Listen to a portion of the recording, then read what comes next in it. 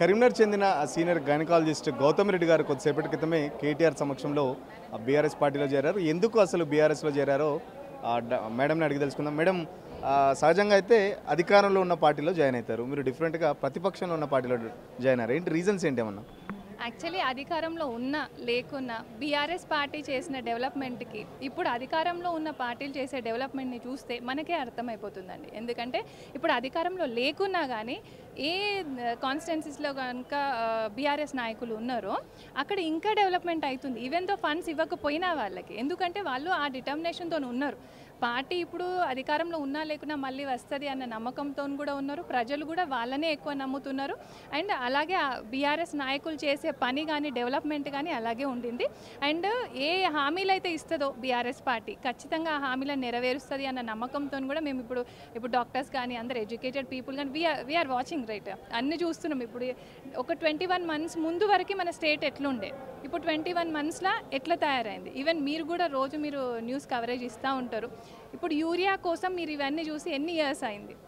మేమైతే లాస్ట్ 10 yearsలో ఎప్పుడు చూడలేదు. ఎందుకంటే మాకు కూడా చాలా వరకు మా ఫ్యామిలీస్లో అందరూ కూడా రైతులే చాలా ఎక్కువ ఉంటారు, రైతు ఫ్యామిలీసే మావి కూడా. సో ఈ ప్రాబ్లమ్స్ అన్నీ ఒక 15 years బ్యాక్ ఉండే, 12 to 15 years బ్యాక్. ఇప్పుడు ఈ లాస్ట్ 10 yearsలో ఇట్లాంటి సిచ్యువేషన్ అయితే ఎప్పుడు రాలేదు.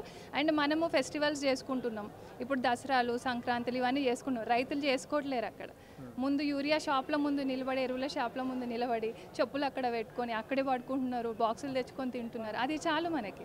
ఎందుకంటే రైతు బాగుపడని రాష్ట్రం ఉంటే రాష్ట్రం ముందుకు వెళ్ళదు.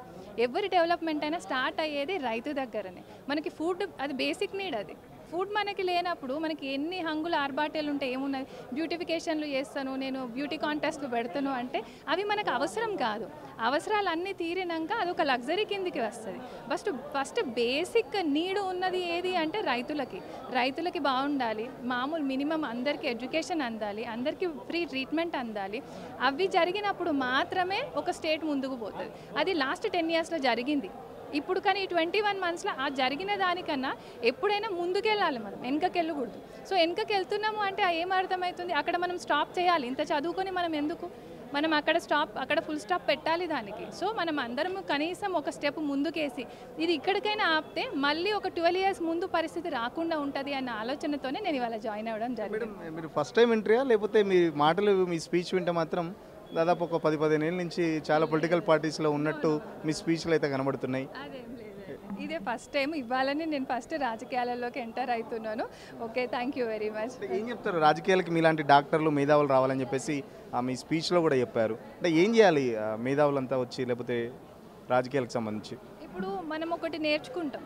ఇప్పుడు రైతులు ఉన్నారు, వాళ్ళకి వ్యవసాయం చేయడం వచ్చు, వాళ్ళకి ఆ విలేజ్ పరిస్థితుల గురించి తెలుస్తుంది. బట్ ఎడ్యుకేటెడ్ పీపుల్ ఉన్నాం. మనం ఒక చదువు వరకు ఒక ఊర్లో చదువుకుంటాం, ఇంటర్కి ఇంకొక ఊరికి వెళ్ళి చదువుకుంటాం, హయ్యర్ ఎడ్యుకేషన్ కోసం ఇంకో స్టేట్కి పోతాం, ఇంకో కంట్రీకి పోతాం, అన్ని రకాల పరిస్థితులను చూస్తాం, అక్కడ ఏమేమి డెవలప్మెంట్స్ జరుగుతున్నాయో చూడగలుగుతాం.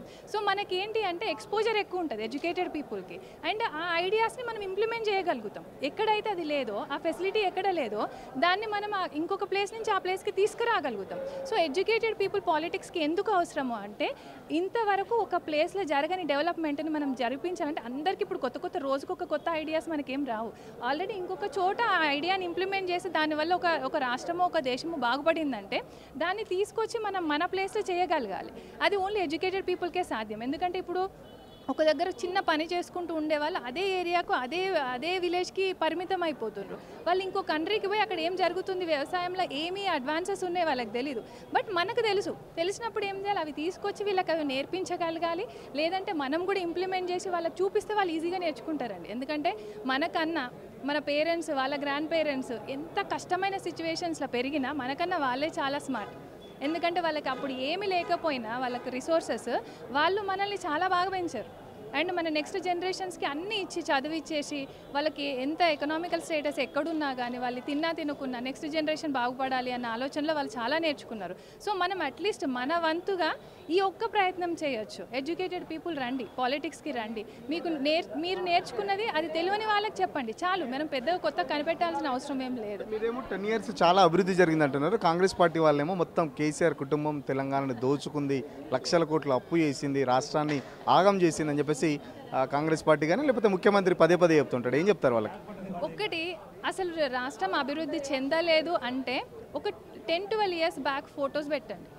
హైదరాబాద్వి కానీ విలేజ్లలో కానీ అక్కడ ఎన్ని షాప్స్ ఉన్నాయి, ఎన్ని రోడ్స్ ఉన్నాయి, అసలు రోడ్ మార్గం ఎట్లుండే, ఒక ప్లేస్ నుంచి ఇంకొక ప్లేస్కి ఒక డెలివరీ కావాలనుకున్న ఉమెన్ ఎట్లొస్తుండే, అసలు గవర్నమెంట్ సెక్టార్ ఎట్లుండే, ఒక గవర్నమెంట్ హాస్పిటల్ ఎట్లుండే, ఈ లాస్ట్ 10 ఇయర్స్లో అది ఎంత మారింది ఒక్కసారి మీరు జస్ట్ కంపారిజన్ అంతే, అది చూసుకోండి, అది ఎవరికైనా అర్థమవుతుంది. నేను చెప్పాల్సిన అవసరమే లేదు. అది తెలిసి కూడా ఇప్పుడు ఏంటంటే ఒక పార్టీ మీద ఇంకో పార్టీ తిట్టుకోవడానికి కాదు పాలిటిక్స్ అంటే. మనం ఏం తప్పు జరుగుతుంది దాన్ని అక్కడ ఆపేసేయాలి, ఆ తప్పును సరిదిద్దుకోవాలా, మనం కరెక్ట్ వేలో వెళ్ళాలి, మన రాష్ట్రంని కరెక్ట్ వేలో తీసుకుపోవాలా.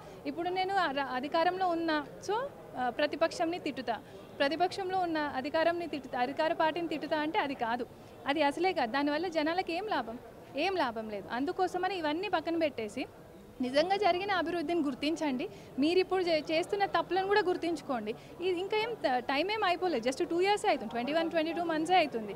ఇఫ్ వాళ్ళు ఒకవేళ నిజంగా వాళ్ళ మిస్టేక్స్ని యాక్సెప్ట్ చేసి రెక్టిఫై చేయగలిగితే వాళ్ళు కూడా సక్సెస్ అవుతారు, like BRS. Okay, thank you అండి. ఫైనల్గా చెప్పండి, మీ దగ్గరికి చాలామంది పేషెంట్లు వస్తుంటారు, మాట్లాడుతుంటారా, రాజకీయాల గురించి ఏమైనా చెప్తుంటారా, వాళ్ళు మీకు ఏమైనా కంప్లైంట్ చేస్తుంటారా? యాక్చువల్లీ అది కంప్లీట్గా డిఫరెంట్ ప్రొఫెషన్ అండి. డాక్టర్ అంటే ఒక్కసారి మనం ఓపీ రూమ్లో, ఓటీలో, ఆపరేషన్ థియేటర్లో ఉన్నాము అంటే మన కాన్సన్ట్రేషన్ అంతా పేషెంట్ ప్రాబ్లము, వాళ్ళకి ఎట్లా మనం ట్రీట్మెంట్ ఇవ్వాలి, అది మనతో అవుతుందా కాదా, అందులో ఏం ప్రాబ్లం ఉంది, అక్కడి వరకే ఆలోచించుకోవాలి. ఈ బయట ప్రపంచాన్ని అంతా మర్చిపోగలిగితేనే మేము ట్రీట్మెంట్ ఇవ్వగలుగుతాం. ఇవన్నీ ఇప్పుడు ఇక్కడ ఎంత మాట్లాడినా ఇంకో ½ అన్ అవర్ తర్వాత పోయి హాస్పిటల్లో కూర్చున్నామంటే ఇదంతా అక్కడికి రాదు, అంతే. ఇప్పుడు నిన్నటి వరకు డాక్టర్, ఇప్పుడు మళ్ళీ పొలిటీషియన్, రెండింటిని ఎట్లా బ్యాలెన్స్ చేస్తారు, టైమింగ్ ఎట్లా సెట్ చేసుకుంటారు?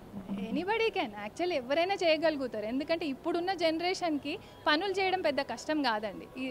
చాలా ఫాస్ట్గా నేర్చుకుంటున్నారు అందరూ కూడా. అండ్ ఎడ్యుకేటెడ్ పీపుల్, నేను ఇప్పుడే మీకు ఎగ్జాంపుల్ చెప్పిన, మేము ఒక ప్లేస్ నుంచి ఒక ప్లేస్కి చదువుకోవడానికి వెళ్తూనే ఉంటాం, అన్నీ నేర్చుకుంటాం. ఇప్పుడున్న పాలిటీషియన్స్ కానీ, బయట వాళ్ళు కానీ, డాక్టర్స్ కానీ చాలామంది ఉన్నారు, వాళ్ళు పని చేసే దాంట్లో ఇంకా మేము చేసేది చాలా తక్కువ.